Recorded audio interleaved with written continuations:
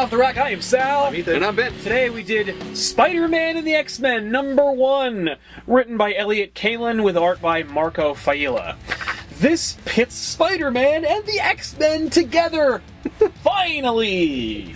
Yes? Of course, under the prodding of a deceased Wolverine, Spider-Man takes up the mantle of kind of like a teacher slash guidance counselor for the Jean Grey School of... And it's really funny because all the mutants are like, I don't know what you're even doing here. Neither does he. And I'm thinking the same thing. Yeah. As well. It's almost like you just really wanted to see Spider-Man in your X-Men book. Yeah. There's some interesting stuff in here, but overall, first impressions of Spider-Man and X-Men #1. I dug the book. It was fun. It was like a roller coaster for me. There were parts where I was like, I hate this, and then other parts where I was like, that's really cool. And in the end, I did like it. I also kind of enjoyed it. I found it to be kind of well-worn ground, Spider-Man dealing with the X-Men a little bit, but seeing new relationships, it's interesting to see Spider-Man and Storm interact. I really don't respond to Spider-Man's class.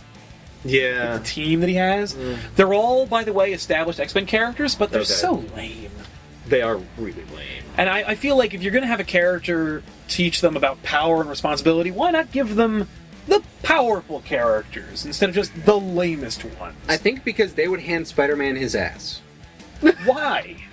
They're members of the school. I think it's they're misfits, and That's really, and so is he. Like, he's an outcast. Well, yeah, but even more than him. I think they don't trust Spider-Man really to do the job that they are as mutants. Are like, no, we have to give these kids a sense of responsibility and who they are as people, and teach them good things.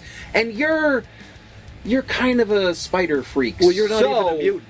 You don't need even. And that's all they really care about. That's all they care about, and that's the most frustrating thing. Spider-Man actually articulates it perfectly. There's a line in here where he just says, because like Storm's reading him the Riot Act, and everyone's just, and he goes, "I never thought people living in a world that fears and hates them would be so fearful and hatey." Like, that's pretty much my huge gripe with the X-Men. Yeah, the X-Men are really obnoxious in this book. But I mean, they gave him the special ed kids. Yeah, but like they didn't even.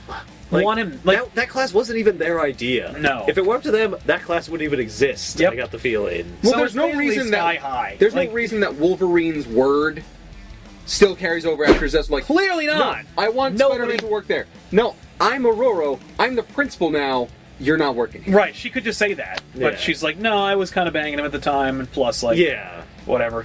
Interesting to see that dynamic. I like seeing Spider-Man as a teacher in a mentor role.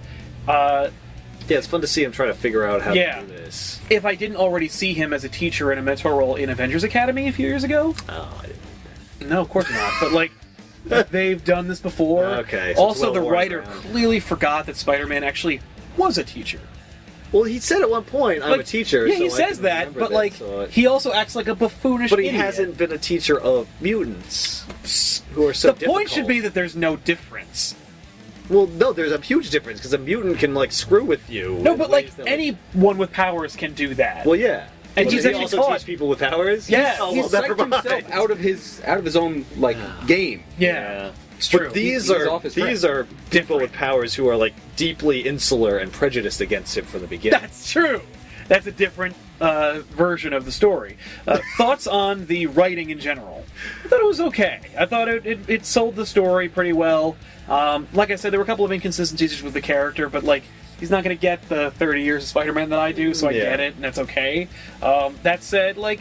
The writing was fun. I enjoy the quips back and forth. Oh, yeah. No, Spider-Man's never been more quippy than he is in this book, and it's a lot of fun. And I love the kids. Yeah, the kids are very kid-like. I actually kind of really appreciate some of them. Yeah.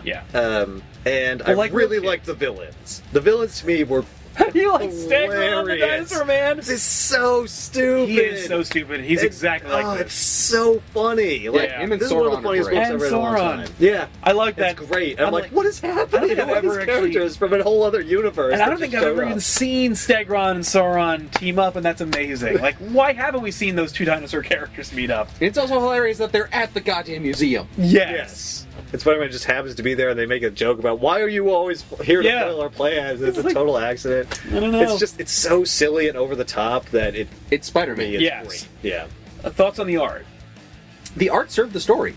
Like, I really enjoyed the way that the characters were drawn. I really enjoyed just how they interacted. Like, the colors were very cool. Yeah, I feel like it was a serviceable demonstration of the story. Like, it really served the story well visually. Yeah. It wasn't breaking new ground, but then Yeah. again, like, I'm not expecting that from a book called Character and a Team. Right. Like, it's fine. Like, Yeah. It's pretty good. yeah. Yeah. There's nothing amateurish about it. It really is professional comics. Works for me. Yeah. Is this a pickup or a pass for us? It's a pickup for me. It's pickup. Definitely. Yeah. I'd say if you like either obscure X-Men characters or Spider-Man, you're going to enjoy it. As long So- as you don't like demand your comics be like super serial. No, it's not It's that. definitely not that. No, It if you is- want to see a more campy, whimsical goofy Spider-Man, romp. and if you don't want to see a web or Stitch of Spider-Verse, Right. you still want your Spider-Man. Yep. It's right here. So pick it up. Anyway, we'll see you guys next time. Don't forget to click the sanitation here to see every episode of Off the Rack we've ever done. I am Sal. I'm Ethan. And I'm Ben. Bye.